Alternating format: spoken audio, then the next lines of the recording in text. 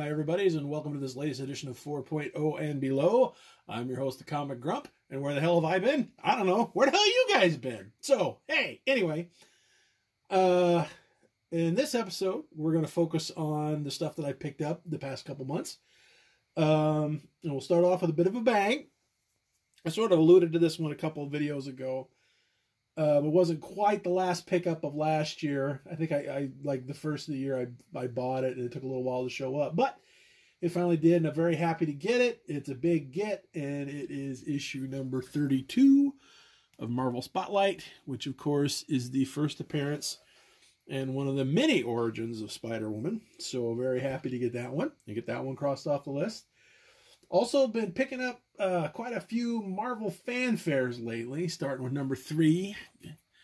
Already had number 1 and 2. Going to try to finish up that X-Men in the Savage Land story. Great tale, great art. Started with Michael Golden. I think this was Dave Cockrum. And then it ended in number 4 with some fantastic art by Paul Smith, who is probably one of the most underappreciated artists of my lifetime.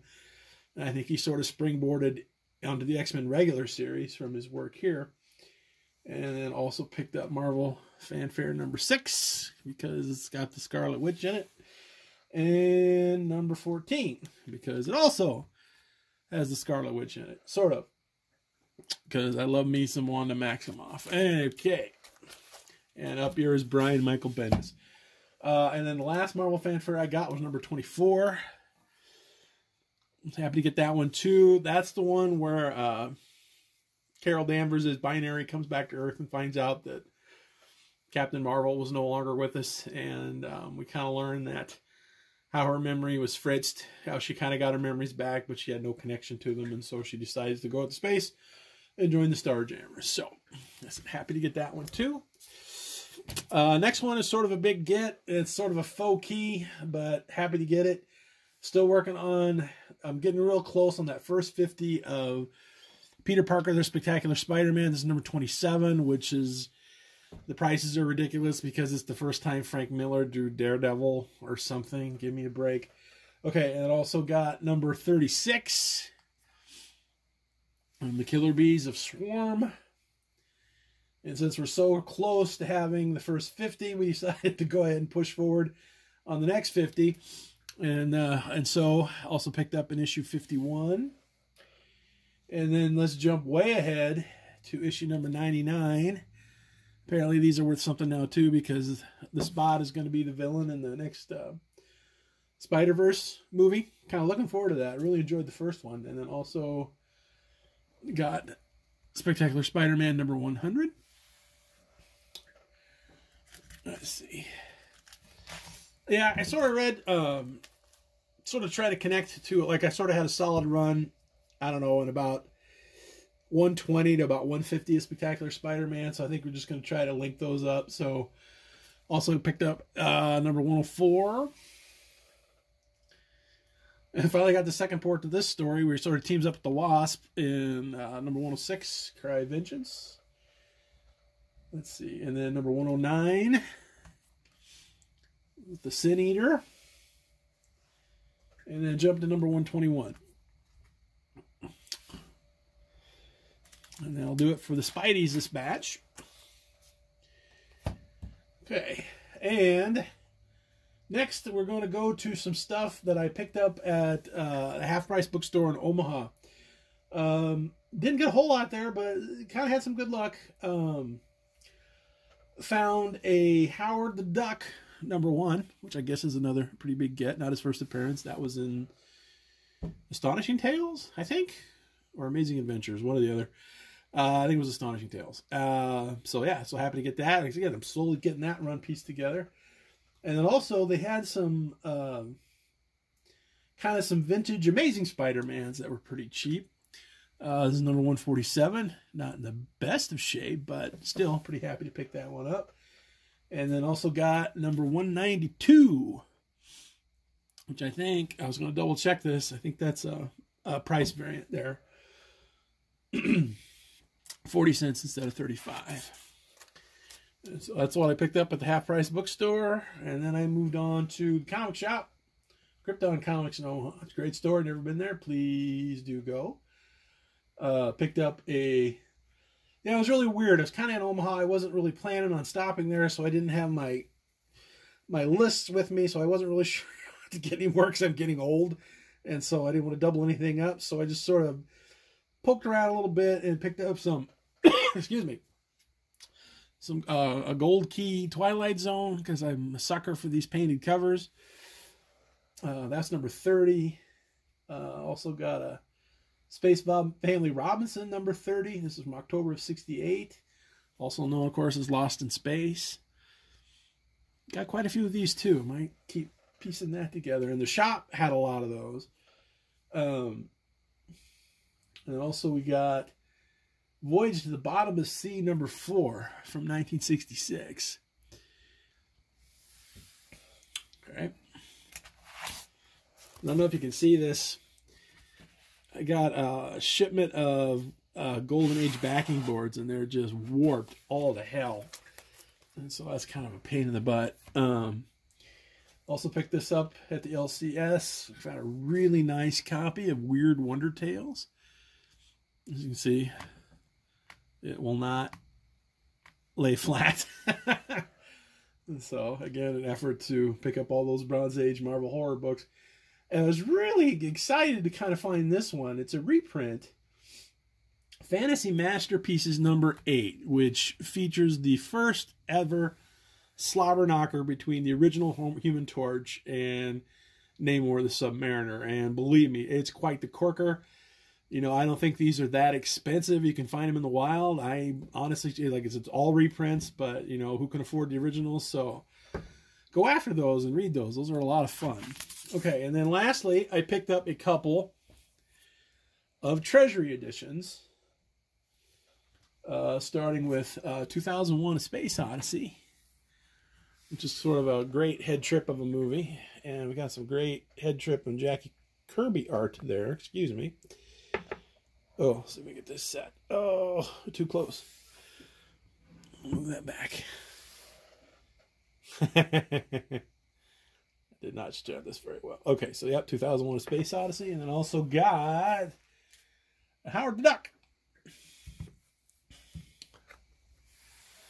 co-featuring the Dynamic Defenders. So really happy to pick those up. They're kind of dirty. I'm hoping to get those kind of cleaned up a little bit. I think we can work a little magic, especially on this one. This one was a-okay. And that brings us to our last item for this update, and it's a big one. And originally, obviously, it's a slab I pick up from my comic shop. And funny story, when I first got this, I was going to do this all on its own and sort of make it a one of my first and now probably last attempt at an actual unboxing video, which turned out to be a complete disaster. So why don't we cut to the tape and you all can have a look at that.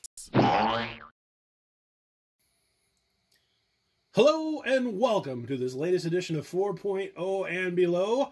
And today we got ourselves a very quick unboxing video. That's right, we're starting 2023 off with quite the bang. This little package arrived in the mail today. Our friends from Lone Star Comics, also known as My Comic Shop. And this is a key. This is actually it's a holy grail for me. It's one of those books that I wasn't sure if I was ever going to get this for the PC. But spent some Christmas money and some of that fridge money. And those of you who watched my last video, that will make a lot more sense. So let's stop gacking and let's go ahead and get this open. I'll try not to slice my thumb off. I'm going to be very careful. We might edit this all out. I don't know. We'll see. So, I don't know how you people do this all the time without cutting fingers off or damaging the books while you're trying to unbox them, because apparently I don't know what I'm doing. So, okay, there's that. Okay. And Absolutely riveting. Dead air. Ooh, there we go. There we go. Okay. Ha! Okay. Okay. As always. Those guys. Whoa. Okay, sorry. Focus. As always, my comic book shop really knows how to do their packaging. So...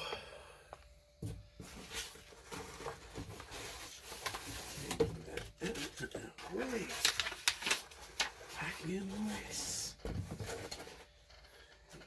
Ooh, okay. So close, and yes, so far. Again, I love how they package stuff, and I love those little cardboard sleeves that they put their stuff in. So, without further ado, let's get this. I got more tape to cut. Oh my gosh. Okay.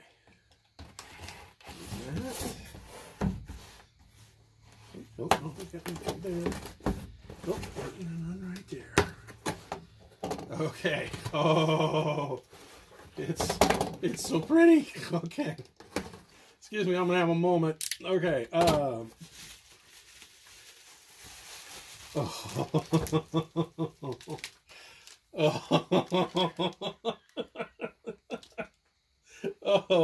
Oh, the cat's gonna join us too. This is great. Okay, get out of here. I don't care. Okay.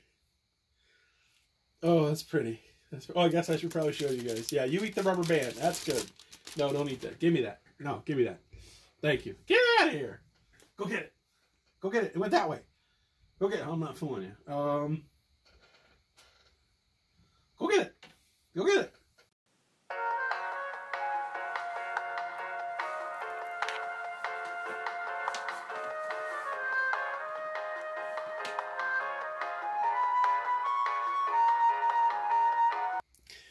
So, yeah, that was a little bit of a disaster, but eventually we did get it unboxed. I got myself calmed down. We got the cat out of the room.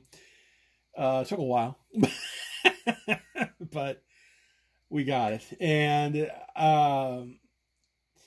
this latest slab is one of my holiest of holy grails. It's one of those ones where, the bubbles kind of burst on prices and they're really coming down. And I kind of had a fixed price point.